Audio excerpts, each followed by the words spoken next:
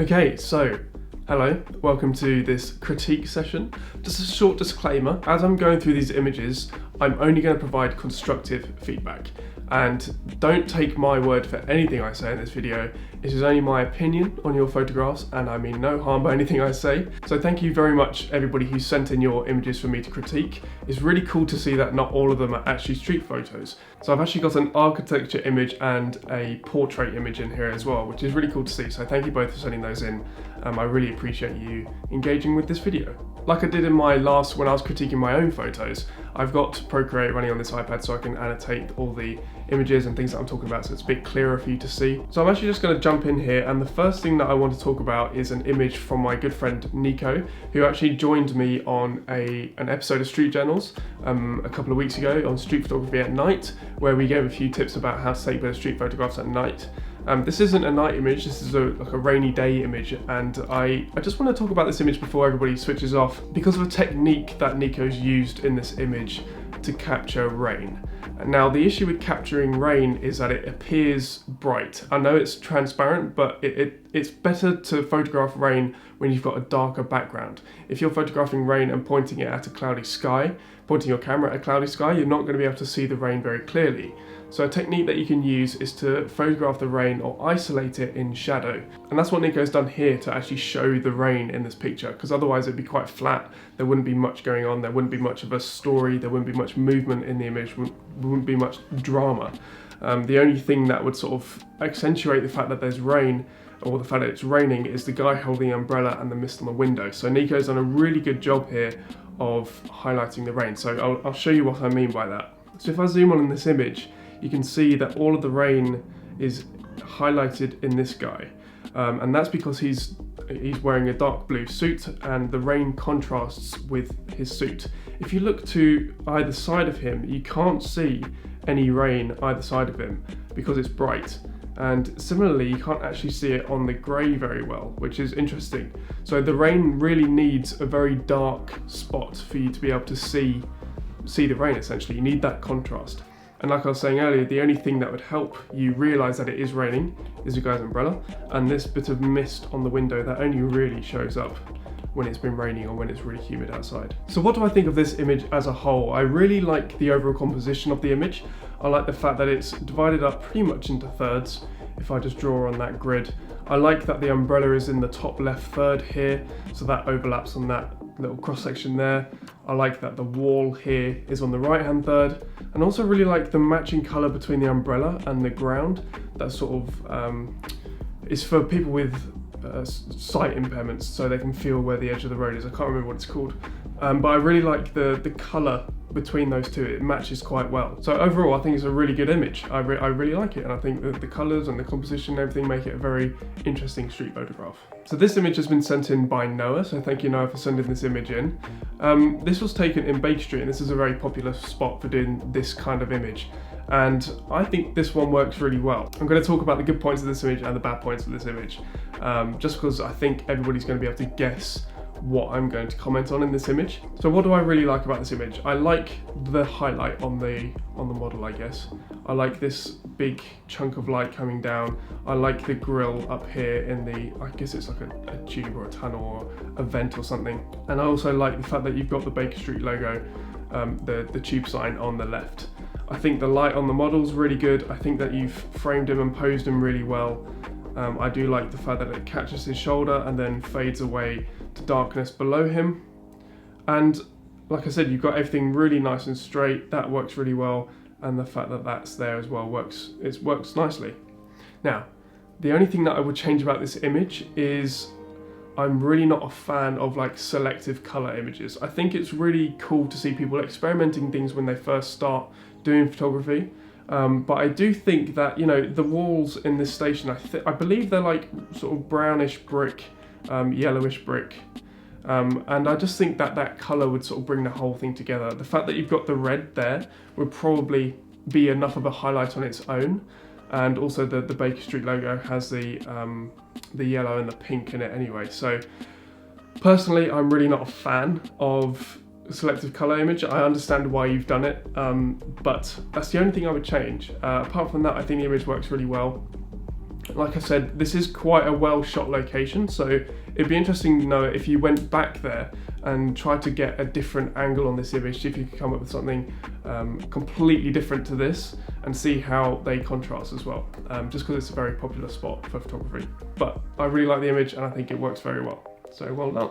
This image was sent in by my friend Ryan, and he does a lot of like topographical and architectural photography. Very clean, very minimal. I do really enjoy his imagery, and this is a funny scene to me because there's so many places around where I live at the moment that look like this. It's very suburban.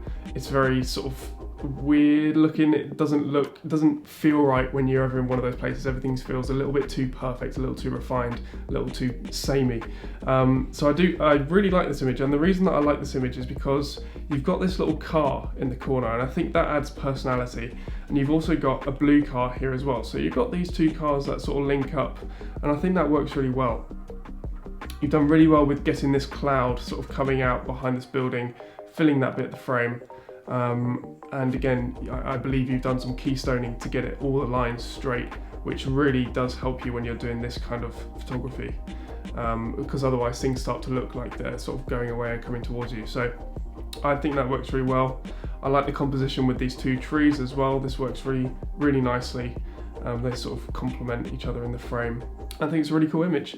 The only thing I would change is this bit up here is really bright to me and kind of distracting. So I might have waited for a cloud to sort of travel in this direction to see if it did fill up more of that frame. But apart from that, I think it's a cracking image, and I think I'm very excited to see where you progress with this type of photography. And I think it's very unique, and I think it's really cool. So well done on that. Just realised that this episode is going to be a little bit longer than usual because I do tend to go on a little bit, but if I have to stop and start the camera again, then so be it. I'm just going to move on to the next image, which was sent in by George. Thank you, George, for sending this in. So as you can see, this is a street photograph which fits in with the theme of this channel, I guess. And I really like this image. I think it works well in the sense that you've definitely tried to portray a certain theme in the image. You've gone for that very minimal, really dark shadow, almost like inky jet black shadow, and like retained highlights, and I think it's very clear what your aim was with this image. I think the composition works really well. I actually quite like this right angle. I think it offsets the frame quite a lot, and if I divide this up into thirds again, I'm not saying that thirds are like the golden rule in photography, but it is helpful to try and compose things on thirds because that's how your brain works. You definitely got that top half in the top third, and the left-hand side of the image is in that third. It would have been great to wait a little bit longer and see if somebody would have walked through here. I'm going to draw a little man here so you can see what I'm talking about. It would have been great if somebody had gone here as opposed to here. I feel like, I'm just going to reset all this as well. I do feel like you've lost a lot of detail in this man. It looks like he's on his phone here, and his arm sort of disappears into the shadow, so he looks a little bit off, the guy in the frame. So if you had waited for somebody to walk along in this direction, into this big pool of light, I think that would have really transformed the image as a whole. But I like your direction with the image. It'd be good if you could revisit that location and try and get something similar with the improvements that I've suggested. And also maybe try and get a little higher up so it's like really clean and you don't have this here. These lines are fine on the floor. But yeah, just try and get like a different perspective and see if you can get somebody standing where I've suggested. But apart from that, really lovely image, and I like the sort of the art direction and the thought behind it. So this image was sent in by Ben, and this isn't a street image obviously, this is a portrait image done in a studio, and I have to say I really love this image. And the reason I love this image is because of the history and the meaning behind it.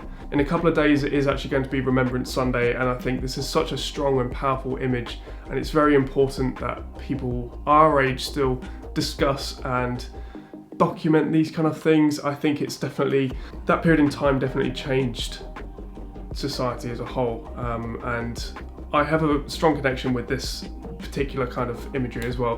Whenever Ben shares this on his story, this image, he always tags in I think it's Adrian Turner, The Year Turns Round Again, written by John Tams, and I love that song so much. My dad was actually part of the original West End Warhorse production, so I've got that strong sort of musical connection with this, and I just think the image as a whole is lovely. I think the white space works really well. It gives you a lot of scope to use it for other things. You could swap out the background if you wanted to. You could use it for promotional material.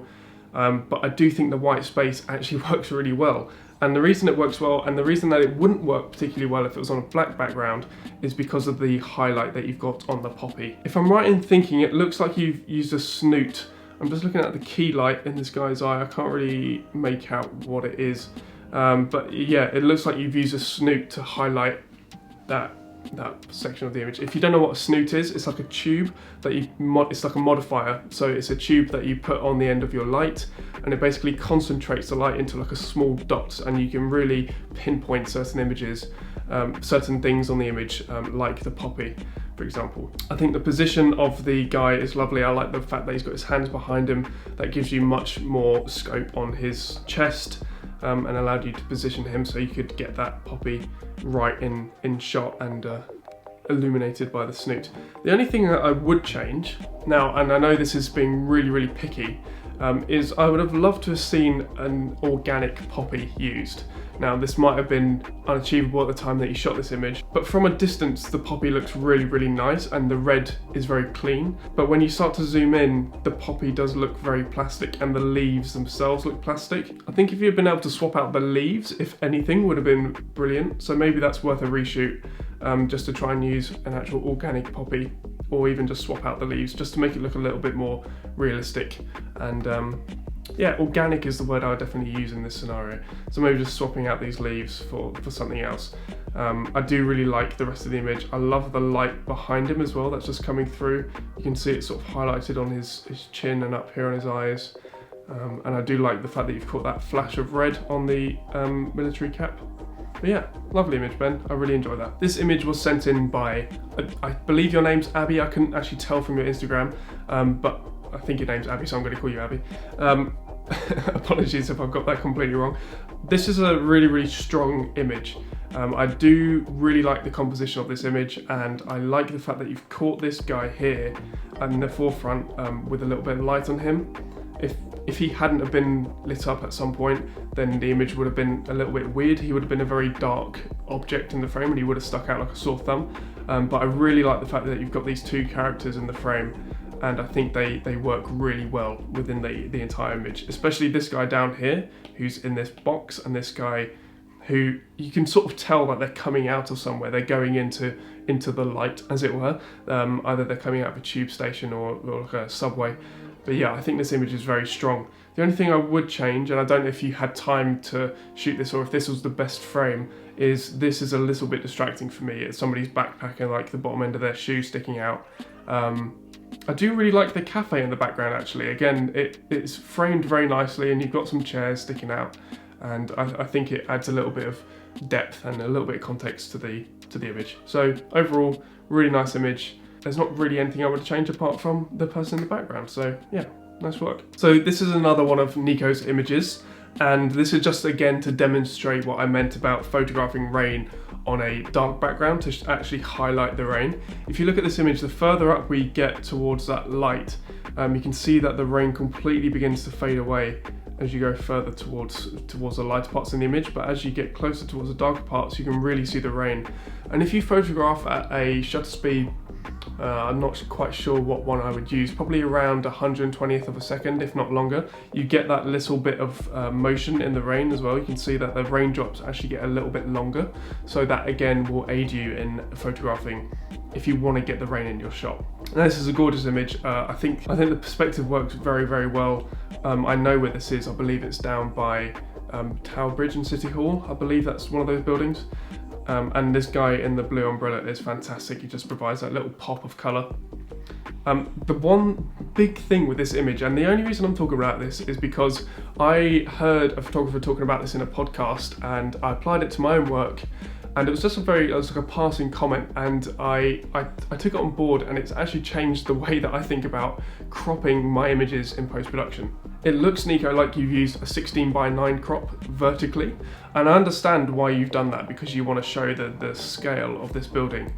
However, to my eye, even when you haven't cropped it, if you keep it at the original camera crop, so a 35mm crop, and you flip it vertically, if if you shot a vertical image, it looks really long. And I think if you had cropped it to a 5:7 or a 4:5, if you just managed to keep it down to like this maybe, I think visually as a whole image it would have worked a lot better, but that's my personal preference. I just find tall vertical images look really weird. It's absolutely fine for landscape photos. I love 16:9 landscape photos. I think they just look really cool. I think everybody loves to crop to 16:9, but that's the only thing I would change with this image. Is I feel like it's too tall. But that is the last image that I have to critique in this video. So thank you very much to everybody who sent in your photos. Hopefully I've provided a few tips and some helpful feedback for you to improve your own photography. And if you want to see more videos like this, if you weren't able to send your image in on time, don't worry, I'll do another one in the future if anybody is interested in that. You always feel free to send me a message if you want me to discuss an image with you or a set of imagery. I'm always around. Send me a DM, send me an email, and I'll get back to you. But apart from that, thank you very much for watching this video, and I shall see you in the next one.